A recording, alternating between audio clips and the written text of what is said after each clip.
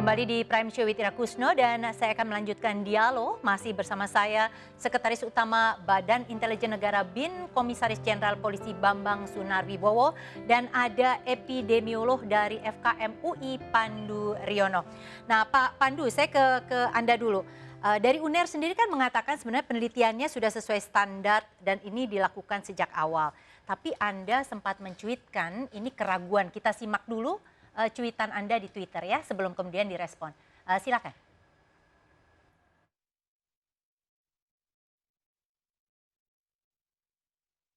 Muat di Jawa Post begitu ya. Oke, silahkan Pak Pandu. Ini kenapa Anda cuitkan seperti ini atau Anda sampaikan seperti ini? Ya, sebenarnya kan keraguan itu wajar. Dan itu dalam dunia ilmiah itu, berdebat ilmiah itu biasa.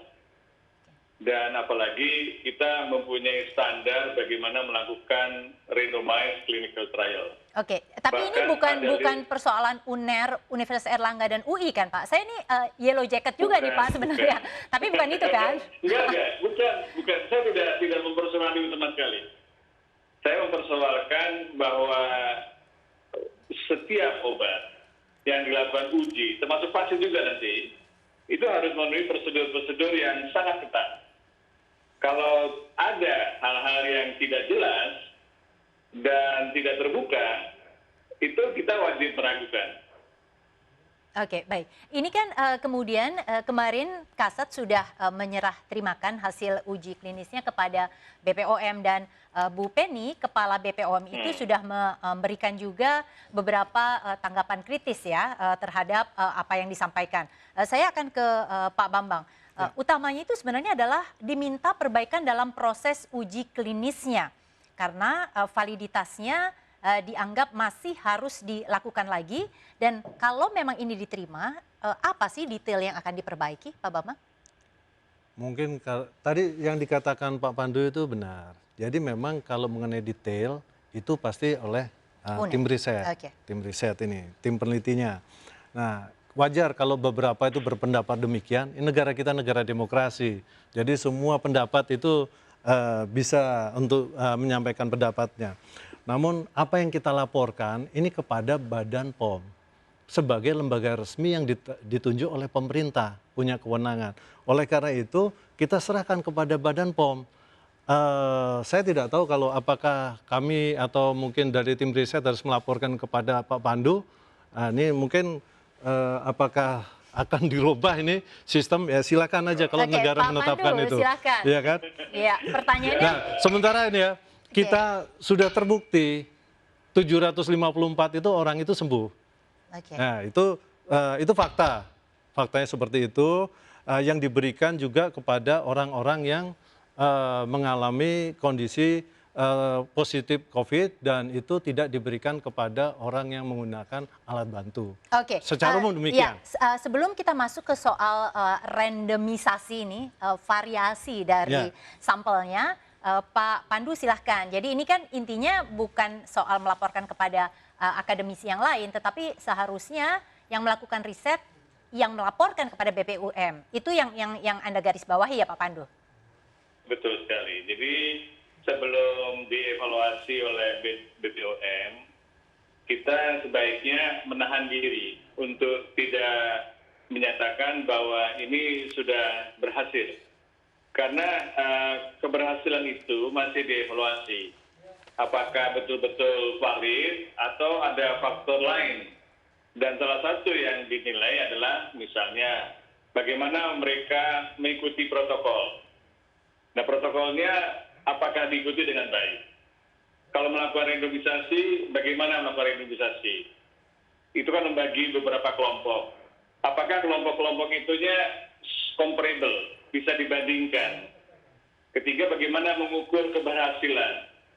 Dengan demikian, maka kita akan bisa lebih yakin, oh ya berhasil. Kalau semua prosedur itu sudah dilakukan dengan baik. Ya, Pak Pandu, ini sebenarnya kami juga mengundang dari Universitas Airlangga, tetapi kemudian kami tidak mendapatkan respon. Jadi apresiasi sebenarnya kepada Pak Bambang yang sudah mau datang dan tadi mengatakan kalau memang kita bicara agak teknis harusnya ke tim riset begitu ya. Tetapi kan tadi disebutkan juga oleh Pak Bambang satu hal tentang soal variasi, randomisasi. Dari sekitar 750-an yang kemudian sebagai subjek uji klinisnya dianggap sembuh gitu. Tetapi ini pun dianggap masih kurang sebenarnya. Karena ya, nanti kalau kurang diperbaiki lah kira-kira gitu. Kan gampang saja itu. Okay. Yang penting bagaimana kita memberikan optimisme kepada masyarakat ini. Dan sebenarnya membuat gaduh itu siapa sebenarnya kan ini. Jadi ini ada pihak yang berwenang di sini, Badan POM. Kita percayakan semua kepada beliau-beliaunya yang saya yakin mereka lebih saya rasa expert di bidangnya dan bijak menghadapi ini. Hanya kalau kita semakin lama kita tidak menemukan obat yang spesifik untuk penanganan COVID, maka proses penyembuhan di rumah sakit itu akan membutuhkan waktu yang berbeda di sini. Okay. Ya, kira-kira itu. Ya, Pak Bambang, ini kan juga sebenarnya pertanyaannya adalah soal harus lebih transparan, begitu ya. Jadi memang dilaporkan di awal kepada Badan POM, tetapi dalam perjalanannya dianggap tidak cukup transparan. Ada hasil-hasil yang Kemana seharusnya. Nih transparannya? Biasanya kalau seperti itu harus dilakukan penelitian dan publikasi ke jurnal ilmiah, begitu ya Pak Pandu. Silakan Mungkin Pak Pandu. kalau kaitan dengan akademisi, tapi ini izinnya adalah dikeluarkan oleh Badan POM. Jadi diserahkan kepada Badan POM untuk bisa nanti menilai. Kekurangan nanti akan diperbaiki. Saya rasa itu tidak masalah. Itu semua riset, mungkin Pak Pandu juga pernah riset, pasti mengalami juga hal yang sama. Bahwa riset-riset bahkan kadang judul aja kita bolak-balik kan gitu. Ini juga bolak-balik, tidak ada masalah gitu. Oke, Pak Pandu silakan. Iya. Jadi keterbukaan itu salah satu yang dianjurkan dan diharuskan mungkin bahwa setiap clinical trial itu harus diregistrasi di suatu clinical trial yang ada di WHO. Saya melihat ada 14 clinical trial yang dilakukan di Indonesia, termasuk convalescent therapy, termasuk vaksin, semuanya dilaporkan dan diupload itunya Pak protokolnya, sehingga semua masyarakat komunitas di dunia akademis ya yang memahami itu akan melihat dan ini akan lebih transparan. Nanti juga harus sebaiknya dipublikasi dalam jurnal karena perlu mendapat review. Nah ini sudah tradisi yang biasa gitu. Jadi tanpa itu maka sulit sekali kita yakin gitu bahwa prosesnya itu betul-betul sudah berjalan sesuai dengan standar. Oke, Pak Bambang, jadi yang dimaksud transparan penjelasan detailnya dan seperti yang disampaikan oleh Pak Pandu. Tapi kalau misalnya kembali lagi ke pertanyaan saya di awal, apakah kemudian memang ada durasi waktu tertentu begitu yang menjadi tenggat sehingga sebelum disetujui oleh BPOM ini sudah disampaikan terbuka ke publik oleh pihak TNI Angkatan Darat dan BIN gitu yang padahal harusnya mungkin saat itu tidak terlalu gegap gempita dulu, sesudahnya mungkin ketika disetujui baru kita bisa muncul memberikan optimisme. Apa memang ada tenggat tertentu yang diburu oleh BIN misalnya dalam hal ini untuk menghasilkan obat itu? Satu hari sekitar 2.000 yang positif.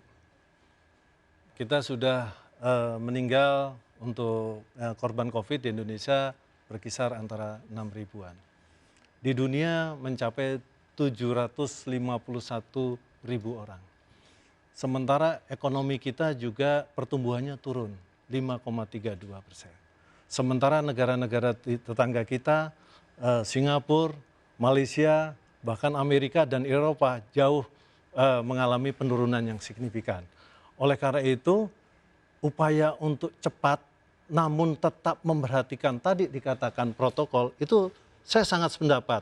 Sehingga yang perlu kita hadapi saat ini bagaimana kita mengatasi COVID ini secara bersama-sama, gotong royong menghadapi. Lawan kita sama, COVID. Saya rasa lawannya Pak Pandu juga COVID. Itu. Ya. Jadi dengan demikian maka masukan dari Pak Pandu itu menjadi satu hal yang sangat positif buat tim peneliti. Namun laporan dari peneliti itu dilakukan dalam kepentingan ini diajukan kepada Badan POM Iya, dalam kalau hal kita ini. bersama-sama. Jadi kalau detailnya di situ, kalau nanti kita menjawab ilmiah terus nanti ini akan panjang sekali. Oke, Pak Pandu, sebenarnya gini, Lebih dari tadi 1 tahun nanti. kembali kepada apa yang disampaikan oleh Pak Bambang gitu ya.